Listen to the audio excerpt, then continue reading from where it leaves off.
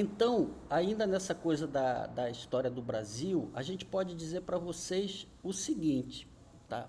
O Estado português ele pega e ele se instala aqui no Brasil, onde hoje é o Brasil, porque o Brasil é uma invenção do branco português. Não existia Brasil. Isso que é Brasil, que a gente chama de Brasil, é uma construção social e política, tá certo? Porque quando os caras chegaram, não existia Brasil, existia esse mundo de terra. Porque quem vivia aqui não se compreendia como um país. Quem vivia aqui não se compreendia, se compreendia como nações. Nação Mura, nação Munduruku, nação Caiapó, nação Parintintim, nação Tenharim, grandes nações. Mas eles não se entendiam como Estado.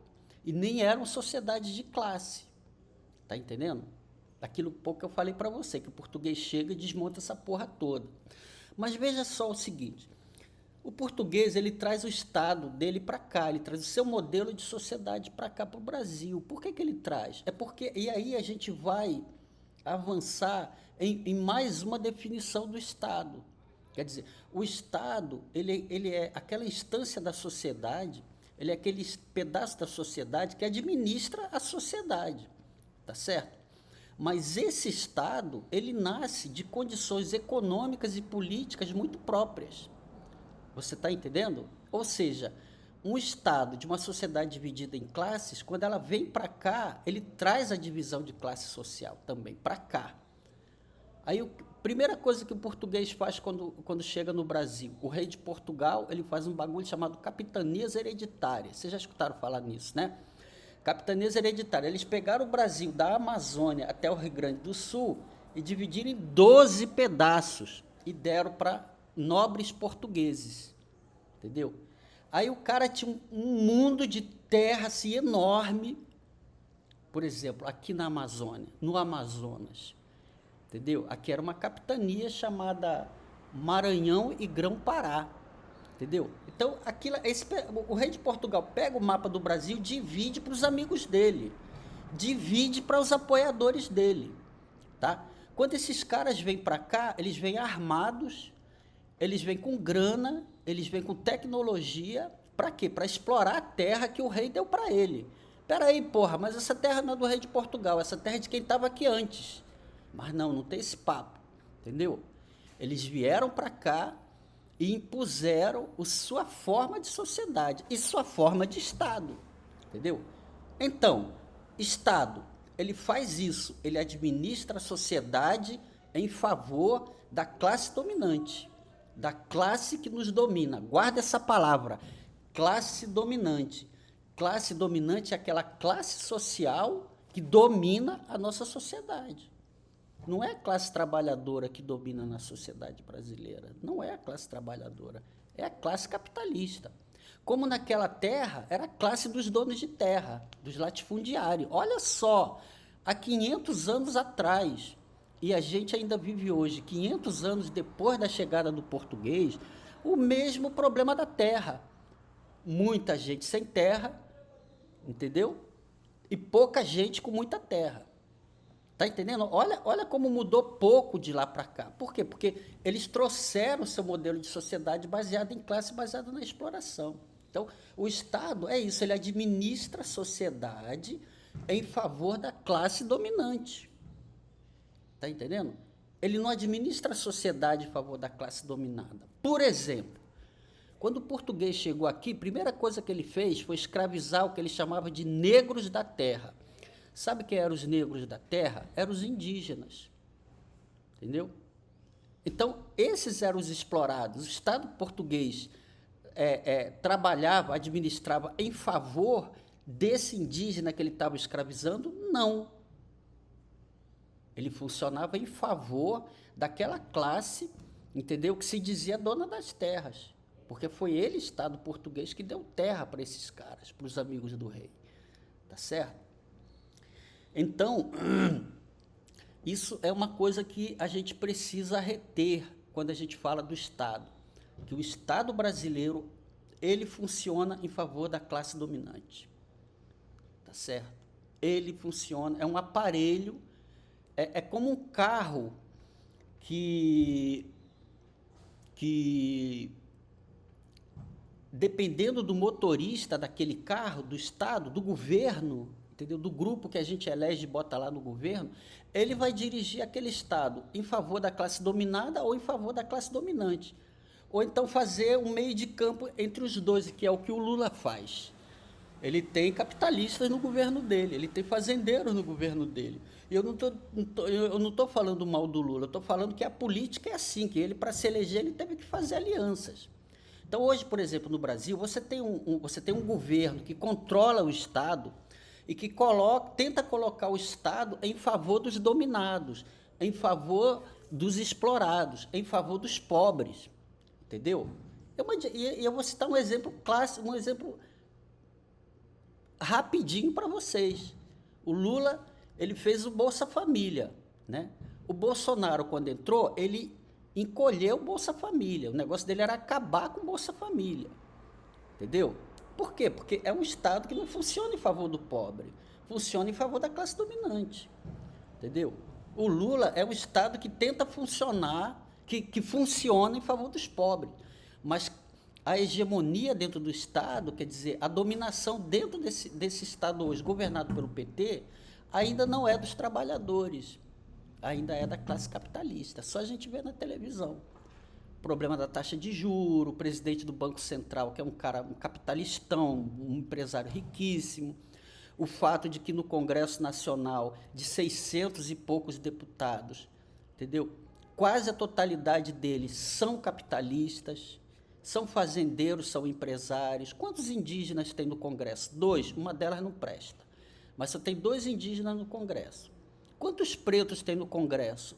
30. A maior parte da população brasileira é de pele preta, e você só tem 30 deputados negros. Quantas mulheres tem no Congresso? Em 600 e poucos deputados, são 100 e poucas mulheres. Está entendendo? Porque é isso, né? O Estado funcionando em favor da classe dominante, né? E a briga que tem dentro do Estado hoje para poder beneficiar a classe dominada também. Então, o Estado ele está sempre em disputa. É por isso, pessoal, que o que resta para os trabalhadores e para as trabalhadoras, para os extrativistas, para os ribeirinhos, para os indígenas, para o povo preto, para o povo que trabalha nas fábricas, para o povo da favela, das cidades, o que resta é a organização política para tentar conquistar esse Estado, entendeu? Fazer esse Estado, o Estado mesmo do povo trabalhador, de fato, a vera, entendeu? Ou para poder disputar espaços dentro do Estado. Você está entendendo? Vamos caminhar na nossa aula de história meio mambembe aqui. Então, é o seguinte. Então, pessoal, bom, aí vamos na história do Brasil. O Brasil é colonizado pelo português, tá certo? E essa mentalidade do colonial tá na cabeça da gente também, quando a gente é autoritário, quando a gente é aquele presidente que não discute com a sua diretoria, que faz o que dá na cabeça, que fica fazendo conchavo com político, é porque o colonizador, ele ainda está dentro da nossa cabeça. Há 500 anos ele está dentro da nossa cabeça. Então, o Estado brasileiro chega, é o Estado colonial português. O Brasil era colônia de Portugal. Em 1822, o Dom Pedro I, na verdade não foi o Dom Pedro I, foi a princesa Leopoldina, né? A gente não estuda isso no livro de história, mas quem proclamou a independência do Brasil foi uma mulher, uma grande mulher, intelectual, ela adorava o Brasil, ela estudava muito sobre o Brasil, e era uma gringa, era uma estrangeira casada com Dom Pedro I. E foi ela que fez a independência do Brasil, entendeu? Não foi aquela coisa que a gente aprende no livro de história. O rei de Portugal mandou uma carta dizendo, Dom Pedro tem que voltar para Portugal porque a gente está com medo que ele declare a independência. Aí ela pegou e falou, vou tomar no cu vocês, que a gente não vai mais obedecer vocês. Ela mandou uma carta para o Dom Pedro, aí o Dom Pedro, aí tem o grito do Ipiranga, ele recebe a carta da princesa Leopoldina, já mandando o português tomar no cu, tá ligado? E aí ele, independência ou morte. Ali, a gente começa uma fase da história do Brasil, que é o Brasil imperial, tá certo? É o Brasil imperial. E aí não muda muito a forma como o Estado brasileiro se organiza. Não é mais o Império Português, Portugal, a colônia Portugal. Agora é o Império do Brasil. É um governo do Brasil, tá entendendo? Que deveria ser de brasileiros, mas o governo Dom Pedro I misturava português, misturava brasileiro, era uma brigaiada filha da puta. Então, mas esse modelo de Estado continua, quer dizer, o Estado imperial, com Dom Pedro I e Dom Pedro II, é o Estado ainda da classe dominante, tá certo? E a forma de organização da sociedade continuou a mesma, dividida em classes, tá certo? E com o Estado para garantir a acumulação e o lucro dos capitalistas e dos donos de terra, tá certo? Então, o Estado brasileiro não muda, você muda a forma de governo, mas o Estado continua o mesmo, tá entendendo? Para vocês terem uma ideia, gente, ainda na época do Império, na época do debate sobre a abolição da escravatura, Princesa Isabel, Lei Áurea, quando o Estado brasileiro ele pega e liberta os escravos. Não é bem assim não, mas eu não vou entrar em detalhes com vocês não. Mas isso teve debates durante décadas dentro do Congresso brasileiro, na época do Império, sobre a questão da libertação dos escravos, porque os donos de terra, os fazendeiros, não queriam a libertação dos escravos. Claro, era o escravo que trabalhava de graça para ele, o escravo lá na senzala, fudido, trabalhando nas plantações do patrão. Você está entendendo? E naquela época, lá no final do século XIX, quando estava se discutindo a abolição da escravatura, entendeu? O Estado brasileiro pega e diz assim, ó, então vamos fazer o seguinte, vamos fazer uma lei de terras para que quando esse escravo for libertado, e já tinha muito escravo livre, tá? Já tinha muitos escravos livres pela própria ação do movimento dos escravos e de apoiadores dos escravos contra a escravidão. Então, qual era o medo deles? Era que escravo libertado, ele ia querer terra. Aí os caras fizeram a lei de terras. Olha o poder do Estado. Fizeram a lei de terras, que dizia que só pode ter terra no Brasil quem tem dinheiro, quem tem renda. Renda acima de, se eu não me engano, 10 mil contos de réis naquela época, o cara podia ser dono de terra. Mas como assim? Quem é que tinha 10 mil contos de réis? 10 mil contos de réis naquela época era uma fortuna, era o que hoje seria R$1 milhão. Então o escravo não tinha, o branco pobre não tinha, o indígena não tinha. Então a terra continuou na mão dos senhores de terra, dos donos de terra. Está vendo o tamanho do poder do Estado? Olha, ele administrando a sociedade em função da classe dominante, não em função da classe dominada. Você está entendendo? E aí a gente passa para outro pedaço da história do Brasil, que é a República, 1889, entendeu? 15 de novembro de 1889, os caras proclamam a República. Eles derrubam o imperador Pedro II, mandam o cara para um exílio dourado lá em Paris, que inveja, tá certo? E implanta aqui no Brasil uma república. Mas o modelo de Estado continua o mesmo, tá certo? Olha só, na época da colônia, é o Estado para garantir, entendeu? A acumulação de riqueza, de capital da colônia portuguesa, dos nobres portugueses que estavam lá em Portugal e que estavam aqui no Brasil. Na época do Império, mesma coisa. É o Estado brasileiro garantindo, entendeu? A acumulação de riqueza para a classe dominante. E na República é a mesma coisa. Na República é a mesma coisa. Para vocês terem uma ideia, pessoal, os primeiros governos da República Brasileira, depois da proclamação da República em 1889, tinha uma política chamada café com leite. Vocês já escutaram falar? Porque quem mandava no Brasil eram os fazendeiros de Minas, leite, que trabalhava com leite, e os fazendeiros de São Paulo, que eram os plantadores de café. Esses caras mandaram no Brasil durante até a Revolução de 30, de 1889 até 1930, quando Getúlio Vargas pega e faz a Revolução de 30, esses caras, Minas e São Paulo, mandavam no Brasil inteiro. Então a política do governo federal para a Amazônia era feita por fazendeiro de São Paulo e por fazendeiro de Minas Gerais. O povo da Amazônia, ó, foda-se.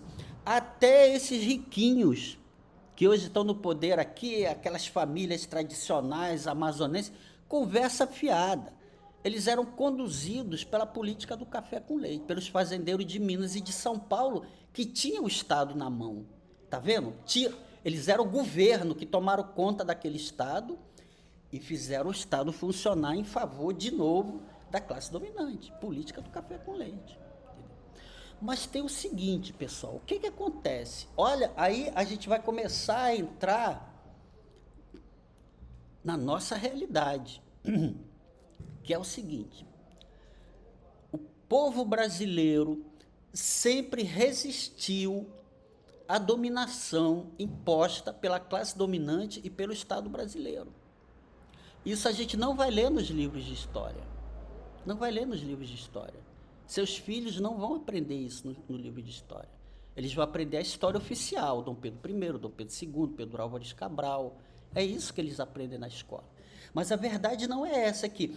Ao mesmo tempo que você tem o Estado brasileiro chegando aqui, o Estado vindo de Portugal para o Brasil, quando eles tentam impor a sua dominação, a poder de muita violência, de muito sangue, havia resistência.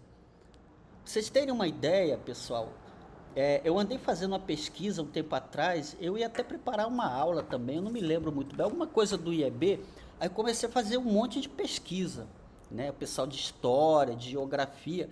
Galera, para vocês terem uma ideia, só no século XIX, há pouco tempo atrás, né, você teve para mais de 50 guerras indígenas dentro do Brasil, que eram os indígenas fazendo a resistência contra o dominador.